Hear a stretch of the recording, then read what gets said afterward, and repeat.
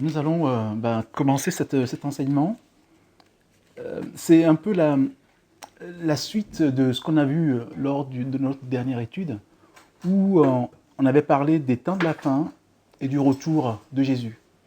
Et on a vu que dans les prophéties que Jésus donnait, il parlait beaucoup des faux prophètes. Et j'aimerais juste rappeler un passage qu'on a lu ensemble dans Matthieu 24, verset 11, où Jésus a dit, en fait c'est comme, on avait parlé des signes annonciateurs de son retour, et il dit, plusieurs faux prophètes s'élèveront et ils séduiront beaucoup de gens. Matthieu 24, 11. Et donc j'aimerais partir de ce verset-là qui me semble important pour parler des faux prophètes. Si Jésus l'annonce, c'est qu'on a intérêt à faire attention à ça. Tout à l'heure, on parlait un peu de tout ce qui est réseaux sociaux, Internet.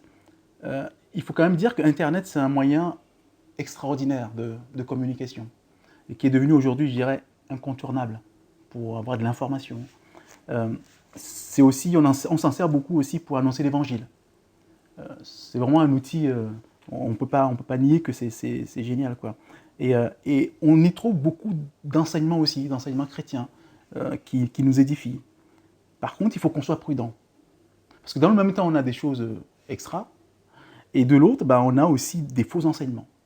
Il y en a beaucoup de faux enseignements. Il y a ce qu'on va appeler des faux prophètes ou des apôtres menteurs, comme la Bible les appelle. Je me souviens quand je m'étais converti il y a peu de temps après, un matin, je me suis réveillé avec une persistance d'une référence biblique dans la tête. Je me réveille, j'étais jeune converti, et dans ma tête, j'entendais Apocalypse 2, 2, 4, qui se répétait. Je me dis, mais pourquoi j'ai ça? Je me réveille le matin, j'ai ça dans la tête. Et je prends ma Bible et je lis donc Apocalypse 2, 2, 4, où Dieu dit, je connais tes œuvres, ton travail et ta persévérance. Je sais que tu ne peux supporter les méchants, que tu as éprouvé ceux qui se disent apôtres et qui ne le sont pas, et que tu les as trouvés menteurs, que tu as de la persévérance, que tu as souffert à cause de mon nom, et que tu ne t'es point lassé. Mais ce que j'ai contre toi, c'est que tu as abandonné ton premier amour. Il y a beaucoup de choses qui sont dites là dans ce passage-là. Dieu m'avait parlé ce matin-là. J'ai compris que c'est Dieu qui me parlait. Donc, il y avait beaucoup de choses. Je ne vais pas revenir sur tout, mais ce sur quoi je veux revenir, c'est les apôtres menteurs. Dieu me montrait dès le début de ma conversion qu'il y avait des faux prophètes, ce qu'il appelle des apôtres menteurs. Et ça m'a donné en fait envie, dès ce moment-là, d'être plutôt attentif à ça et de m'attacher à la vérité, d'annoncer la vérité, s'il le faut, de dénoncer les apôtres menteurs notamment. Et pour moi, donc c'est un sujet qui m'est personnel quand on parle de faux prophètes, parce que je crois que Dieu m'a mis en garde assez rapidement. Et j'ai tenu, dans ma vie chrétienne, j'ai essayé de me tenir vraiment à cet avertissement qu'il y a des apôtres menteurs, qu'il y a des faux prophètes. Et d'ailleurs, il n'y a pas que moi, la Bible nous met tous en garde. Il y a vraiment une mise en garde qui est, on va dire, répétée dans la Bible par rapport aux faux prophètes. Presque si on prend le Nouveau Testament, tous les auteurs en ont parlé. Et je vais prendre quelques exemples. Paul, quand il écrit aux Corinthiens, il va leur parler des faux prophètes. Il va les mettre en garde. Prenons la deuxième lettre qu'il a écrite aux Corinthiens, au chapitre 13, chapitre 11, versets 13 à 15. Donc c'est Paul qui écrit aux Corinthiens dans sa deuxième lettre. Et qu'est-ce qu'il leur écrit? Ces hommes-là sont de faux apôtres, des ouvriers trompeurs, déguisés en apôtres de Christ. Et cela n'est pas étonnant, puisque Satan lui-même se déguise en ange de lumière. Il n'est donc pas étrange que ces ministres aussi se déguisent en ministres de justice. Leur fin sera selon leurs œuvres. Donc on voit bien que là déjà il nous dit, Satan lui-même se déguise en ange de lumière. On commence à voir déjà la séduction, comment elle peut être forte. Et il va écrire à peu près la même chose aux Éphésiens. On va revenir dans le livre des Actes, où il va faire appel aux anciens d'Éphèse Paul fait appel aux anciens d'Éphèse. Et dans Actes chapitre 20, on voit cette rencontre entre Paul et les anciens d'Éphèse. Et on va lire les versets 29 et 30 pour voir ce que Paul dit aux anciens d'Éphèse. Et c'est vraiment instructeur pour nous. Et Paul dit, « Je sais qu'il s'introduira parmi vous, après mon départ, des loups cruels, qui n'épargneront pas le troupeau, et qu'il s'élèvera du milieu de vous des hommes qui enseigneront des choses pernicieuses pour entraîner les disciples après eux. » Moi, ce que je trouve intéressant dans ce passage-là, c'est qu'il dit que ce sera du milieu de vous. C'est-à-dire que ce n'est pas des gens qui vont venir d'ailleurs en disant, voilà, on va les voir de façon évidente. Non, c'est des gens qui sont au milieu de nous, qui vont être des enseignants au milieu de nous, des apôtres au milieu de nous, des prophètes au milieu de nous. C'est du milieu de nous que ça se passe. Donc, il faut vraiment qu'on soit attentif pour que ça soit... si on nous dit qu'ils viennent du milieu de nous, ça veut dire qu'on doit être prudent. Et il dit aussi que... il les appelle des loups cruels. Ça veut dire, le mot est fort. On va y revenir plus tard. Et il dit aussi, pour entraîner les disciples après eux. Ils vont quand même réussir à entraîner des gens par leur séduction. Donc ça, c'était Paul. Maintenant, on va voir l'apôtre Jude. Jude, en écrivant, va aussi parler de des faux prophètes. Donc lui, Jude, versets 3 et 4, puisqu'il n'y a qu'un chapitre. Jude, versets 3 et 4. Là, on sent vraiment que la chose tient à cœur aux apôtres, et à Jude en particulier. Qu'est-ce qu'il écrit ? « Bien-aimés, comme je désirais vivement vous écrire au sujet de notre salut commun, je me suis senti obligé de le faire afin de vous exhorter à combattre pour la foi qui a été transmise aux saints une fois pour toutes. Car il s'est glissé parmi vous certains hommes dont la condamnation est écrite depuis longtemps, des impies qui changent la grâce de Dieu en dissolution et qui renient notre seul Maître et Seigneur Jésus-Christ. » Donc on sent que Jude est soucieux. Il dit, voilà, j'avais à cœur de vous écrire ça. Parce que c'est important. Parce qu'en fait, les gens se sont glissés au milieu de nous. Ce n'est pas des gens qui viennent d'ailleurs. Ils se sont glissés. Glissés, c'est-à-dire que de façon subtile, ils sont au milieu de nous pour enseigner des choses pernicieuses. Alors que la foi a été transmise une fois pour toutes. C'est-à-dire qu'il n'y a pas des choses à rajouter, il n'y a pas à changer. Il y a une foi qui a été transmise une fois pour toutes. Les nouvelles choses qu'on nous annonce, là déjà, il faut commencer à faire attention. Voilà. Donc c'est important qu'on sache que c'est vraiment des gens qui sont glissés au milieu de nous. Ça ne vient pas d'ailleurs. On va prendre un autre apôtre, c'est l'apôtre Jean. Pour voir à quel point, en fait, c'est tous les apôtres qui avaient à cœur de nous mettre en garde. Ils ont tous écrit. L'apôtre Jean, dans sa première lettre, chapitre 2, versets 24 à 26. Donc, il va revenir un peu sur ce que dit Jude, quand il dit que ce que vous avez entendu dès le commencement, en fait, il parle de ce que nous avons, la foi qui a été transmise une fois pour toutes, c'est la même. Donc, que ce que vous avez entendu dès le commencement demeure en vous. Si ce que vous avez entendu dès le commencement demeure en vous, vous demeurerez ainsi dans le Fils et dans le Père. Et la promesse qu'il nous a faite, c'est la vie éternelle. Je vous ai écrit ces choses au sujet de ceux qui vous égarent. Ça veut dire que déjà, dès le début de l'Église, on commençait à égarer les gens. Et l'apôtre Jean commence à mettre les disciples en garde. Attention, il y a des gens qui vous égarent. Il y en a un autre. Je vais prendre, je crois que ce sera le dernier exemple d'apôtre, c'est l'apôtre Pierre. Et Pierre, ce qu'il va nous dire, c'est que, en fait, le phénomène, il n'est pas nouveau. Qu'il y ait des faux apôtres, c'est pas du tout nouveau. On a toujours connu ça, mais nous allons prendre sa deuxième lettre, au chapitre 2. Et donc, qu'est-ce que Pierre nous écrit donc, dans les 3 premiers versets ? Il nous dit « Il y a eu parmi le peuple de faux prophètes, et il y aura de même parmi vous de faux docteurs. » Donc Pierre nous met en garde. Avant, on a toujours vu des faux prophètes. Parmi vous, ça va être pareil. Donc soyez sur vos gardes. Donc, il y aura de même parmi vous de faux docteurs qui introduiront des sectes pernicieuses et qui, reniant le maître qui les a rachetés, attireront sur eux une ruine soudaine. Plusieurs les suivront dans leur dissolution, et la voix de la vérité sera calomniée à cause d'eux. Par cupidité, ils trafiqueront de vous au moyen de paroles trompeuses, eux que menace depuis longtemps la condamnation et dont la ruine ne sommeille point. Alors, ce qui est triste ici, c'est qu'il dit « plusieurs les suivront ». Ce n'est pas que quelques personnes seront séduites en fait. Plusieurs suivront ces faux prophètes. Et il fait allusion à quelque chose ici. Il parle de par cupidité. On y reviendra tout à l'heure. Sur la cupidité est importante à mettre sous la... à se mettre quelque part dans la tête, parce que ça joue un rôle important. Et comme il dit que, Pierre nous dit que ça s'est déjà produit. Donc par le passé, il y a eu des faux prophètes, et on va prendre l'exemple du prophète Ésaïe qui nous en parle aussi. Ésaïe, chapitre 53, verset 12.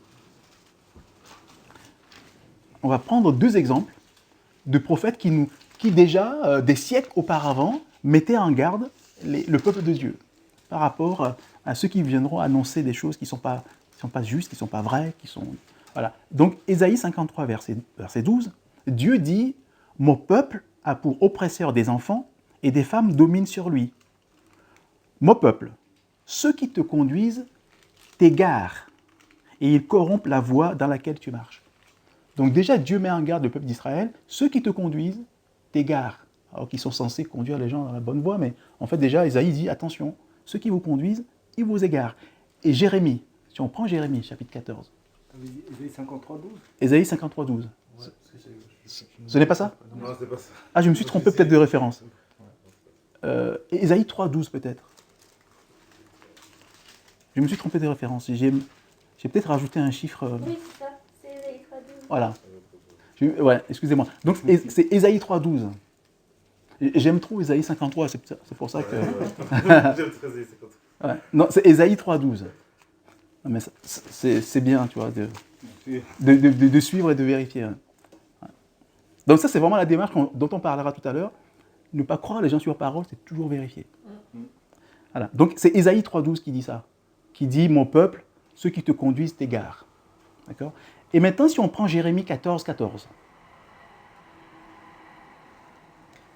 Jérémie chapitre 14, verset 14.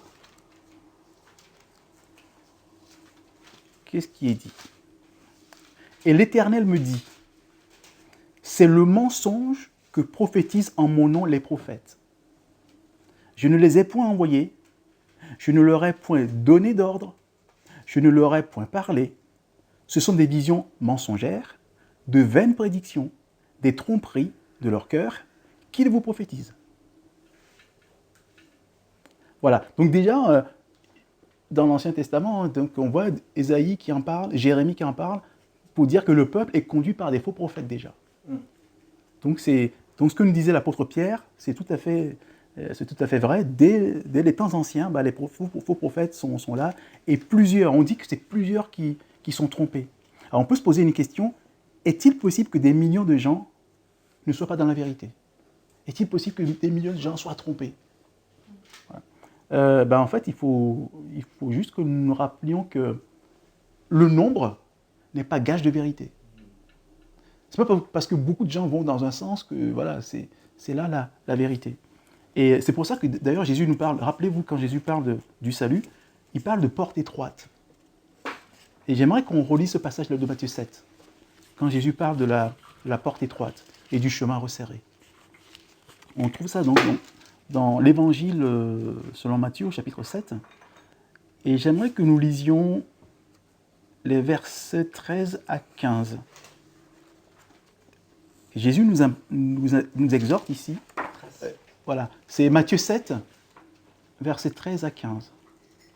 Entrez par la porte étroite, car large est la porte, spacieux est le chemin qui mène à la perdition, et il y en a beaucoup qui entrent par là.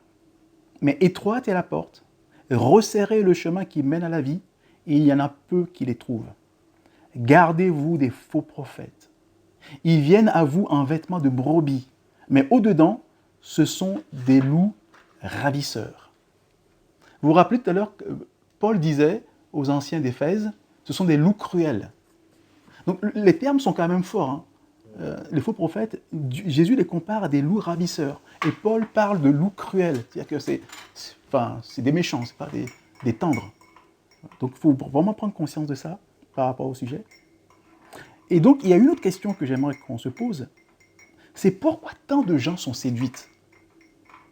Pourquoi tant de gens suivent les faux prophètes? Ésaïe nous donne une réponse. On va aller dans Ésaïe chapitre 30. On va comprendre pourquoi les gens sont séduits. Et on verra aussi que Paul va aller dans le même sens qu'Ésaïe. Donc si nous allons dans Ésaïe chapitre 30, versets 9 et 10, Dieu dit « Car c'est un peuple rebelle, ce sont des enfants menteurs, des enfants qui ne veulent point écouter la loi de l'Éternel, qui disent aux voyants, ne voyez pas, et aux prophètes, ne nous prophétisez pas des vérités. Dites-nous des choses flatteuses, prophétisez des chimères. » Voilà en fait, c'est que les gens attendent qu'on leur dise des choses agréables. Dites-nous des choses flatteuses. Les voyants, bah, c'est ceux qui... mais là, c'est que Dieu donnait des visions aux gens pour guider le peuple. Voilà. Donc c'est eux qui vont dire ce que Dieu a dit, etc. En fait, c'est comme des prophètes. Et là, ils disent, non, ce que Dieu vous montre, il ne faut surtout pas nous en parler. Dites-nous plutôt des choses agréables, des choses flatteuses, des choses qui sont agréables à nos oreilles. Et c'est ce que dira d'ailleurs l'apôtre Paul quand il va prophétiser, quand il va parler des choses qui vont arriver à la fin des temps. C'est pour ça que cette étude est dans la suite de ce qu'on a vu sur les temps de la fin. C'est que Paul nous dit qu'en fait les choses vont s'empirer vers la fin. Et quand il va écrire à son fils spirituel Timothée, la deuxième lettre, on va prendre la deuxième lettre que Paul a écrite à Timothée, et on va voir qu'il va nous rappeler ce que nous venons de lire dans le livre d'Ésaïe. Donc 2 Timothée chapitre 4. 2 Timothée chapitre 4, versets 3 et 4. Que dit Paul? Car il viendra un temps où les hommes ne supporteront pas la saine doctrine, mais ayant la démangeaison d'entendre des choses agréables, ils se donneront une foule de docteurs selon leurs propres désirs, détourneront l'oreille de la vérité et se tourneront vers les fables. C'est la même chose que Ésaïe nous parlait de choses flatteuses, et là, Paul nous parle de choses agréables. Parce que les gens, ils courent avec les gens qui annoncent des choses agréables. Dès qu'on dit, ah ouais, il y a des choses qui correspondent un peu à ce qu'on veut entendre, là, il y a du monde. Et c'est là où on risque de se faire tromper, de se faire séduire par des fausses doctrines. Et la doctrine, on va dire, la principale qui trompe aujourd'hui les gens, c'est l'évangile de prospérité. L'évangile de prospérité. Parce que là, on prêche aux gens exactement ce qu'ils veulent entendre. J'aurai peut-être l'occasion d'y revenir tout à l'heure plus en détail. C'est parce qu'en fait, les gens détestent, on va dire, la vérité. Parce que la vérité, parfois, ce n'est pas agréable. Mais par contre, on aime ce qui est les paroles flatteuses. Ce qu'on te dit, voilà, ce que tu veux entendre. C'est là où ça va poser problème. Que nous dit le prophète Amos? Amos, chapitre 5, verset 10. Il nous dit, ils haïssent celui qui les reprend à la porte, et ils ont en horreur celui qui parle sincèrement. C'est carrément de la haine de la vérité. Les gens ne veulent plus la vérité. Prêcher la croix, voilà, on ne veut pas entendre ça. On veut entendre des choses agréables. Tu sais, la croix, c'est dur, Non. Ils haïssent la vérité. Donc, qu'est-ce qui va se passer? C'est que on va voir comment Dieu va réagir par rapport à ça. Il y a une histoire qu'on va lire dans l'Ancien Testament, qui est assez intéressante et surprenante, dans le deuxième livre des Chroniques. Moi, j'aime bien ce passage-là, deuxième livre des Chroniques. C'est une longue histoire, mais on va lire juste quelques passages dans le deuxième livre des Chroniques, au chapitre 18. Et si vous avez l'occasion, vous pouvez relire tout ce chapitre 18, mais on n'a pas le temps. Je vais juste choisir les versets 6 à 8. Et puis on va aller lire les versets 12 et 13, voilà, pour gagner du temps. Mais je vous encourage à relire cette histoire-là. C'est que c'est le roi Josaphat qui a besoin que Dieu... parce que Dieu parlait au roi, et les guidait, le roi d'Israël, les rois de Juda. Et voilà, on va prendre l'exemple d'un roi, le roi Josaphat, qui cherche instruction, qui cherche conseil auprès de Dieu. Et qu'est-ce qu'il dit? Donc, mais Josaphat dit, parce qu'en fait, il fait venir des prophètes qui lui annoncent les choses de Dieu pour savoir ce qu'il doit faire.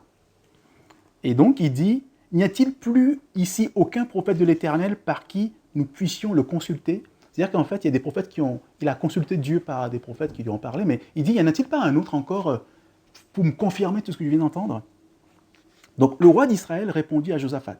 En fait, c'est à l'époque, il y avait les deux royaumes, le royaume de Juda, le royaume d'Israël. Et donc, il y a eu scission dans les deux, du royaume d'Israël, donc il y a eu Israël et Juda. Et donc, les deux rois se rencontrent, et voilà. Et donc, le roi d'Israël répondit à Josaphat, qui lui était le roi de Juda à l'époque. Il y a encore un homme par qui on pourrait consulter l'Éternel, mais je le hais, car il ne me prophétise rien de bon. Il ne prophétise jamais que du mal. C'est Michée, fils de Jimla. Et Josaphat dit, que le roi ne parle pas ainsi. Alors le roi d'Israël appela un eunuque et dit, fais venir tout de suite Michée, fils de Jimla. Et puis je vais sauter au verset 12. Le messager qui était allé appeler Michée lui parla ainsi. Voici, les prophètes d'un commun accord prophétisent du bien au roi. Que ta parole soit donc comme la parole de chacun d'eux. Annonce du bien. Michée répondit, l'Éternel est vivant, j'annoncerai ce que dira mon Dieu. C'est-à-dire on prévient le prophète, quand tu viendras, dis que des choses agréables au roi. D'accord?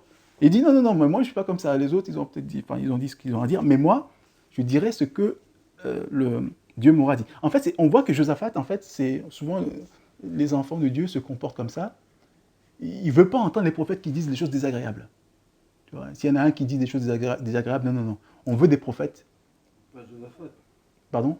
C'est pas Josaphat, c'est l'autre. Achab. Oui, pardon. Le roi d'Israël, Akab. C'est vrai que j'ai pas lu tout le début, ouais. En fait, c'est le roi d'Israël, Akab, qui demandait conseil au roi, Josaphat, le roi de Juda. Okay. Voilà. Donc, Akab dit, non, voilà, mais moi, je préfère entendre... en tout cas, on prévient déjà le prophète qui va lui parler, dit des choses agréables au roi. Voilà. Et il y en a un qui disait souvent la vérité au roi, et à tout le peuple d'ailleurs, c'était Jérémie. Le prophète Jérémie. Je vous encourage à relire, on ne va pas le lire parce que c'est long, mais relisez un peu le livre de Jérémie et vous allez voir à quel point il a souffert.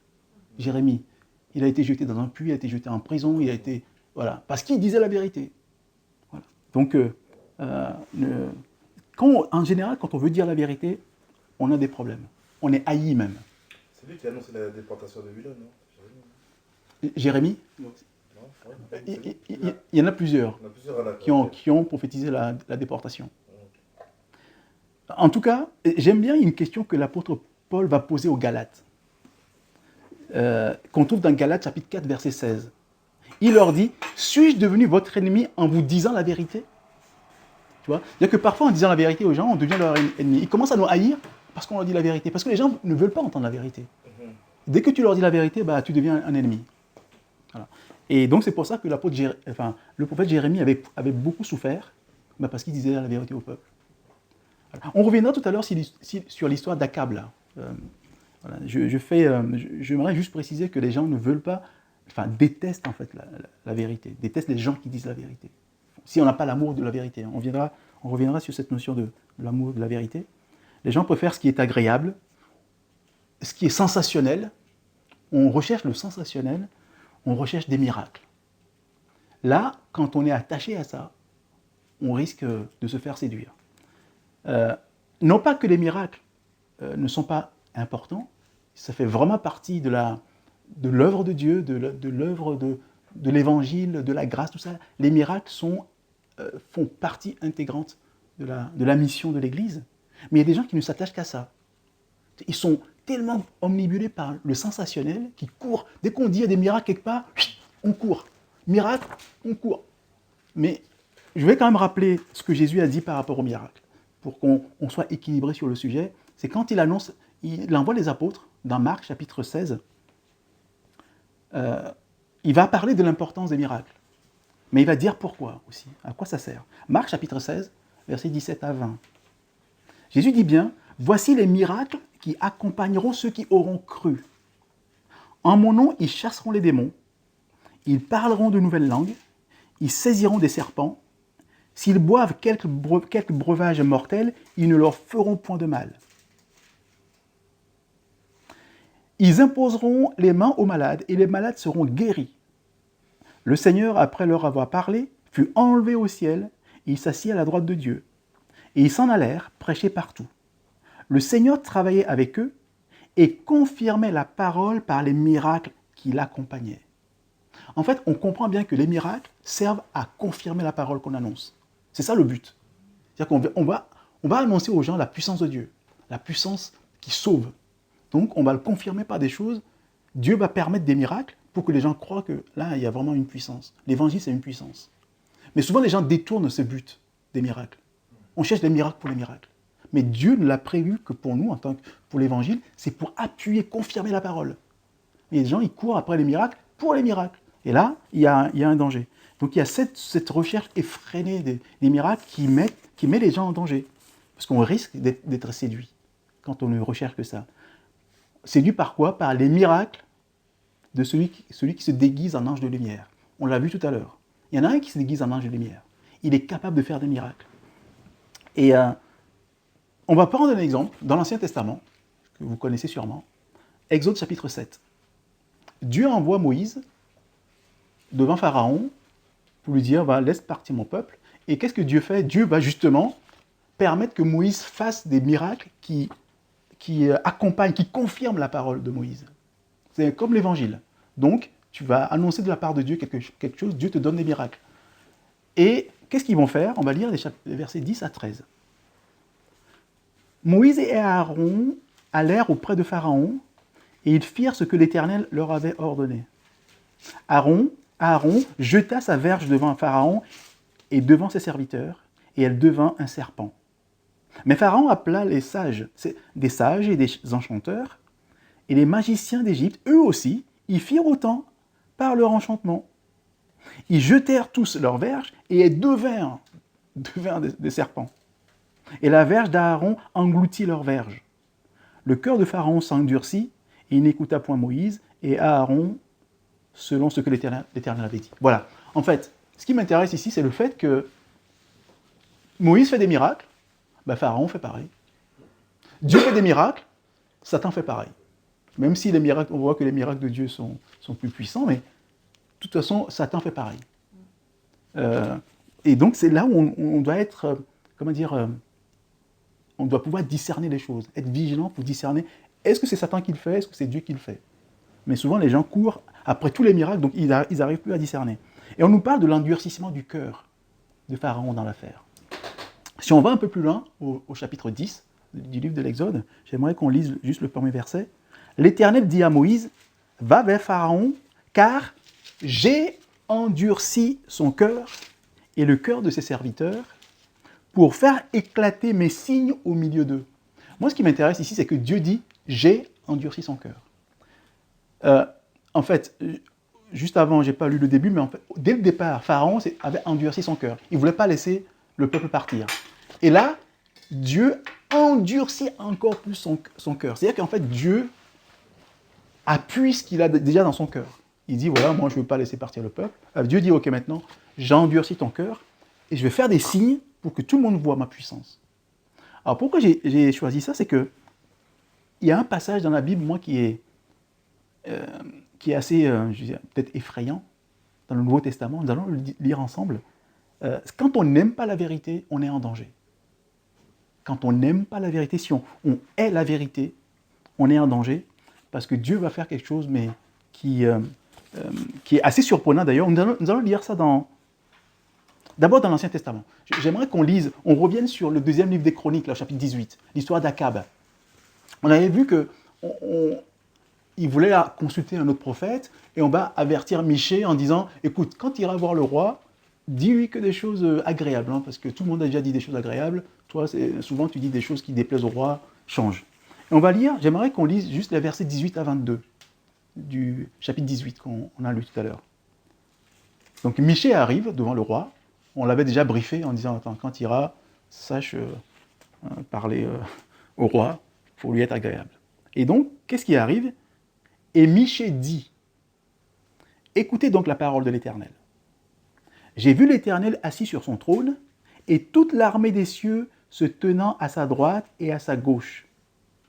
Et l'Éternel dit, qui séduira Akab, roi d'Israël, pour qu'il monte à Ramoth, en Galade, et qu'il y périsse? Ils répondirent d'une même voix, l'autre d'une autre. Voilà, pardon. Ils répondirent d'une manière, l'autre d'une autre. Et un esprit vint se présenter devant l'Éternel et dit, « Moi, je le séduirai. » L'Éternel lui dit, « Comment ? » « Je sortirai, répondit-il, et je serai un esprit de mensonge dans la bouche de tous ces prophètes. » L'Éternel dit, « Tu le séduiras, et tu en viendras à bout. Sors et fais ainsi. » Et maintenant, voici l'Éternel a mis un esprit de mensonge dans la bouche de tes prophètes qui sont là, et l'Éternel a prononcé du mal contre toi. C'est très fort ce passage, c'est assez surprenant. C'est Dieu qui a mis un esprit de mensonge dans la bouche des prophètes. On dit waouh! C'est quand même. Là, ça veut dire que Dieu va le tromper avec des prophètes. Pourquoi? Parce qu'il n'a pas l'amour de la vérité. Et comme il veut entendre le mensonge, Dieu va lui servir du mensonge.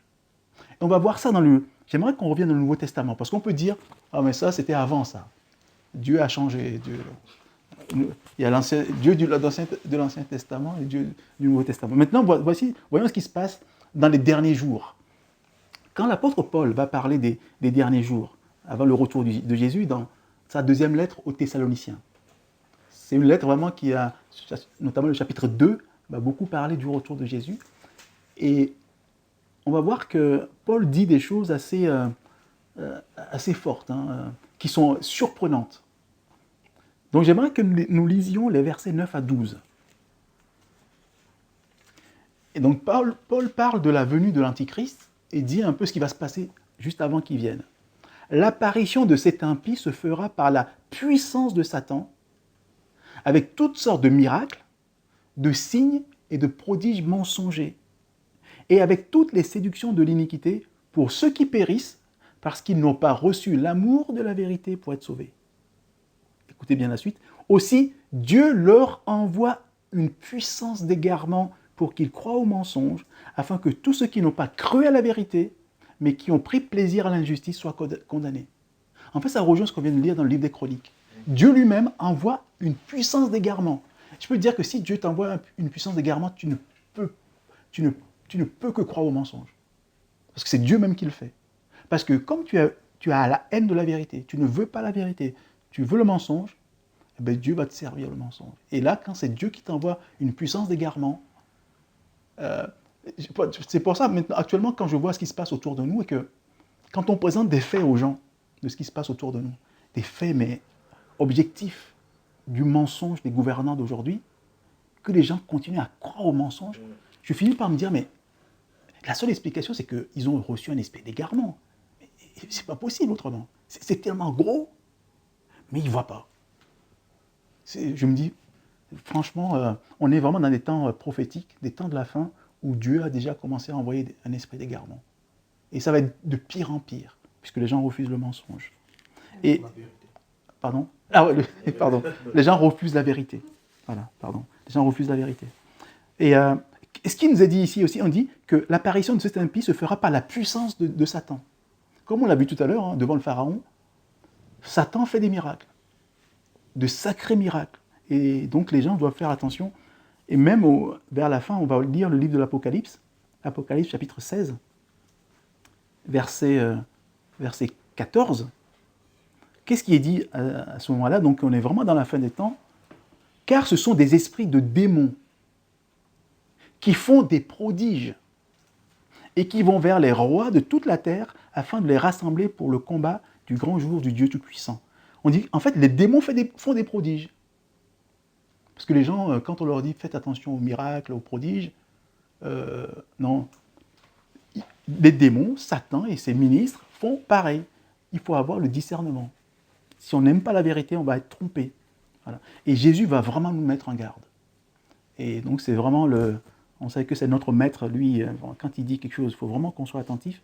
En parlant de la fin des temps, dans Matthieu 24, chapitre où vraiment il parle de ces choses qui vont arriver, Matthieu 24, au verset 23 à 26, Jésus va nous mettre en garde, comme d'habitude.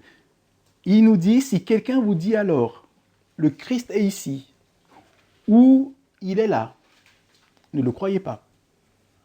Car il s'élèvera de faux Christ et de faux prophètes. Ils feront de grands prodiges et des miracles, au point de séduire, s'il était possible, même les élus. Voici, je vous l'ai annoncé d'avance. Si donc on vous dit, voici, il est dans le désert, n'y allez pas. Voici, il est dans les chambres, ne le croyez pas. En fait, ce que Jésus nous dit ici, c'est quand même fort. Hein. C'est-à-dire qu'ils feront pas des petits miracles, des grands miracles. Des grands miracles. Et il dit, mais même s'il était possible, les élus pourraient être séduits parce que la séduction est trop forte. Mais Dieu va garder ses élus. Mais on sera à la tangente. Tellement ça va être subtil. On dira, ah ouais, ça c'est vraiment Dieu, c'est pas possible. Et Dieu va nous mettre en garde, si on aime la vérité, il va mettre en garde. Mais c'est pour dire à quel point la séduction est forte. Et en fait, on peut se demander, mais pourquoi Dieu permet l'action des faux prophètes? Parce que d'un côté, c'est vrai, ceux qui aiment le mensonge, il leur donne le mensonge. Mais pourquoi il permet que ces enfants puissent être confrontés parfois à ça? Parce que nous aussi, on est confrontés parfois à des situations où on voit des choses, on est impressionné. Mais la Bible nous explique pourquoi en fait Dieu fait ça. Par rapport à ces enfants, Dieu veut nous travailler pour éprouver en fait l'amour que nous avons pour lui, l'amour que nous avons pour la vérité. Si nous ne sommes pas confrontés à de la séduction, on ne peut pas démontrer cet amour-là, l'amour de la vérité. Et on va lire dans le livre du Deutéronome. On retourne un peu dans l'Ancien Testament, Deutéronome chapitre 13, où Dieu dit clairement pourquoi il fait ça. Deutéronome chapitre 13, versets 1 à 3. Dieu dit, « S'il s'élève au milieu de toi un prophète ou un songeur qui t'annonce un signe ou un prodige, et qu'il y ait accomplissement du signe ou du prodige dont il t'a parlé, en disant, allons après d'autres dieux, des dieux que tu ne connais point, et servons-les. Tu n'écouteras pas les paroles de ce prophète ou de ce songeur, car, voilà, il nous explique pourquoi, car c'est l'Éternel votre Dieu qui vous met à l'épreuve pour savoir si vous aimez l'Éternel votre Dieu de tout votre cœur et de toute votre âme. » En fait, ce qu'on voit ici, c'est que Dieu permet que le prophète il fasse des annonces qui se réalisent. On dit, bah oui, non, mais donc c'est un vrai prophète, puisque ce qu'il dit, il y a accomplissement. Par contre, le message qui va avec, il faut être à l'écoute. Il annonce des choses, c'est accomplissement, donc c'est un vrai prophète. Or, il dit, allons vers d'autres dieux. C'est là où on doit être attentif. Il fait des miracles, il annonce des choses super, mais le message, ce n'est pas le véritable évangile. C'est là où je me dis, tiens, il y a un problème. Le miracle ne suffit pas, ou l'accomplissement de la prophétie ne suffit pas. Ce que Dieu veut, est-ce que ce qu'il t'annonce est vrai? Est-ce que c'est conforme à ma parole? Il fait des choses géniales, et pourtant il dit, allons vers d'autres dieux, où il annonce un autre évangile. C'est là où on doit se réveiller. Je ne me contente pas de l'accomplissement des prophéties ou des miracles. C'est quel est le message véhiculé? Parce qu'on nous a dit, le miracle n'a qu'un objectif, c'est appuyer la parole annoncée. Mais si la parole annoncée est fausse, le miracle ne sert plus à rien. C'est forcément un mensonge. Voilà. C'est ça qui est important. Et Dieu va dire, maintenant je veux tester l'amour de mes enfants. Est-ce qu'ils m'aiment vraiment de tout leur cœur, de toute leur âme? Donc je permets l'accomplissement l'action des faux prophètes, mais est-ce que mes enfants sont attentifs au message, au vrai message, ou ils vont s'attacher uniquement au prodige ou à l'accomplissement des promesses? Et voilà pourquoi nous devons être attentifs. Voilà, c'est vraiment important. Dieu nous dit pourquoi. Il le fait, il reconnaît qu'il laisse l'action des faux prophètes se faire pour séduire les rebelles, même ses propres enfants seront confrontés à ça, mais c'est pour éprouver leur amour pour lui. Voilà, donc soyons attentifs. Maintenant, les faux prophètes, ils font tout ça, mais on peut se poser une question, mais pourquoi ils font ça? Pourquoi y a-t-il des faux prophètes? Quelle est leur motivation? Et j'avais commencé à en parler tout à l'heure. Souvent, ce qui motive les faux prophètes, c'est la gloire. Ils sont à la recherche de gloire, de notoriété, et ils ont l'amour de l'argent. Tout à l'heure, quand j'ai parlé de cupidité, c'est ça. La cupidité dont parlait l'apôtre tout à l'heure, c'est ça, l'amour de l'argent. Les faux prophètes sont souvent motivés par l'amour de l'argent, ou par la notoriété, ou par la gloire.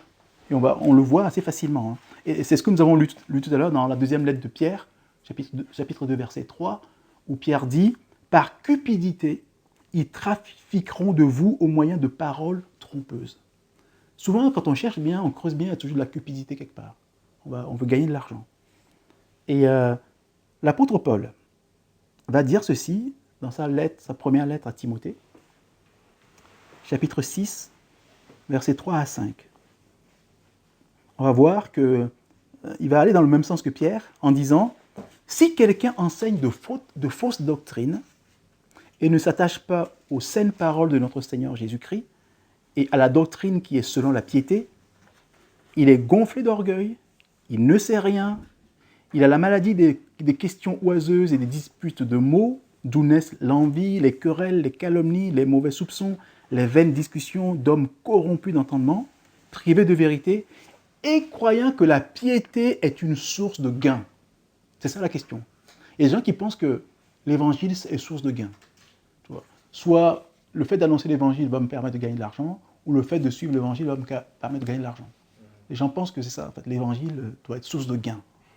Et ça, c'est souvent le cœur des faux prophètes. Enfin, la motivation des faux prophètes, gagner de l'argent. La cupidité. Et je suis en train de lire, l'autre jour, je vous ai montré le livre, mais je ne l'ai pas apporté aujourd'hui, là, le témoignage de Costi Hinn, le neveu de Benny Hinn, qui parle vraiment, le livre s'appelle Les dessous de l'évangile de prospérité. Et c'est vraiment impressionnant. Comment il parle de l'argent, comment l'argent est le cœur de cette affaire. Si vous avez l'occasion, lisez ce livre, il est vraiment, ça peut parfois nous aider à aider d'autres personnes qui sont séduites. Parce que c'est vraiment, il explique à quel point l'argent est le moteur de l'affaire. Ils font des voyages un peu partout, mais quoi, pour prêcher de l'évangile, mais surtout pour gagner de l'argent. C'est leur motivation première, c'est gagner de l'argent. Voilà. Donc c'est vraiment, je vous encourage à lire ça. Et souvent, ils exploitent la misère des gens. Ils exploitent la misère des gens, que ce soit la misère matérielle, la misère matérielle, la misère morale, la misère spirituelle des gens. C'est-à-dire que les gens qui sont en difficulté, qui sont un peu faibles à un moment donné, hop, on les exploite. Les gens qui ne sont pas forts dans la foi, qui sont spirituellement un peu faibles, tac. Donc ils exploitent toutes les misères possibles. Ceux qui n'ont pas d'argent, on leur dit, donnez encore ce que vous avez, vous aurez de l'argent après. Voilà, c'est vraiment terrible. Et ça, maintenant, je crois qu'on en voit un peu partout. Hein. Sur toutes les latitudes, hein, on en trouve partout. Et en fait, ils utilisent les Écritures pour faire payer. Ils se basent sur la Bible pour faire payer. Et il y a un passage que vous connaissez sûrement qui est incontournable, utilisé par tous ceux qui prêchent l'évangile de prospérité. C'est Malachie, chapitre 3.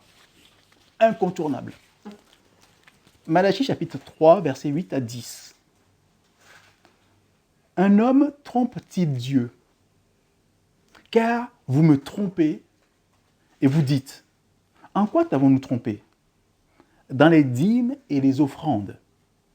Vous êtes frappés par la malédiction et vous me trompez, la nation tout entière. Apportez à la maison du trésor toutes les dîmes, afin qu'il y ait de la nourriture dans ma maison. Mettez-moi de la sorte à l'épreuve, dit l'Éternel des armées, Et vous verrez, si je n'ouvre pas pour vous les écluses des cieux, si je ne répands pas sur vous la bénédiction en abondance. Ça, ce passage, c'est clé pour l'évangile de prospérité. On vous dit, on vous accuse d'abord. Si vous avez des problèmes, c'est parce que vous avez trompé Dieu. Déjà, culpabilité. Ouh là là, mais en quoi j'ai trompé Dieu? Bah oui, mais tu ne donnes pas les dîmes. Ah, voilà, c'est pour ça que j'ai des malédictions. Tu fais pas assez d'offrandes. Voilà. Et donc là, les gens sont... Pour moi, c'est vraiment terrible ce passage-là. C'est toujours utilisé. On te culpabilise. Si tu as des problèmes, c'est que tu ne donnes pas de l'argent. Même si tu donnes, voilà, déjà la dîme, là, on ne va pas en parler ici, mais tu donnes la dîme, c'est pas suffisant. Il faut, si ça ne va pas, c'est que tu ne fais pas assez d'offrandes. Il faut toujours donner plus, sinon tes malédictions sont là. Toutes tes malédictions, tous tes problèmes sont liés au fait que tu ne donnes pas assez d'argent. Et donc là, il ramasse. Ce passage, il est clé pour l'évangile de prospérité. Et je me souviens j'ai eu le témoignage d'un prédicateur qui a dit aux gens, il a fait une collecte, les gens ont donné de l'argent, et en fait, il va regarder l'argent et il trouvait que ce n'était pas suffisant. Il revient sur l'estrade, et il dit aux gens, mais comment voulez-vous que Dieu remplisse vos poches si elles ne sont pas vides? Par la foi, videz vos poches, vous allez voir, Dieu va les remplir. Voilà. C'est terrible, hein? Et ceci dit, le fait d'utiliser en fait on va dire la piété pour gagner de l'argent, c'est pas nouveau. Ça a toujours été le cas. Et j'aimerais vous lire un poème de Victor Hugo, 19e siècle. Et je trouve que ça fait écho à ce qui arrive aujourd'hui. Et quelle que soit en fait on va dire ce qu'on appelle les dénominations chrétiennes, hein, ça c'est de la religion, quoi. C'est pas lié en fait à une dénomination particulière ou machin. Mais on va voir ce qu'il écrit au 19e siècle. Il accuse en disant: vous vendez le baptême au jour de la naissance, vous vendez aux pécheurs l'inutile indulgence, vous vendez aux amants le droit de s'épouser, vous vendez aux mourants le droit d'agoniser, vous vendez aux défunts la messe funéraire, vous vendez aux parents l'office anniversaire, vous vendez oraison, messe, communion, vous vendez chapelet, croix, bénédiction. Rien n'est sacré pour vous. Tout vous est marchandise. Et l'on ne saurait faire un pas dans votre église sans payer pour entrer, sans payer pour s'asseoir, sans payer pour prier. L'autel est un comptoir. J'aime ce poème, c'est terrible. Tu payes tout. Là, en fait, c'était une accusation vis-à-vis des catholiques de l'époque. Mais en fait, quelle que soit la dénomination, tu retrouves la même chose. Hein. Tu veux avoir une prière, il faut que tu payes. Tu veux avoir ceci, bénédiction, il faut que tu payes. Voilà. Et donc, c'est pas nouveau. Déjà, voilà, au 19e siècle, un poème qui... Et il y avait aussi chez les catholiques cette menace du purgatoire.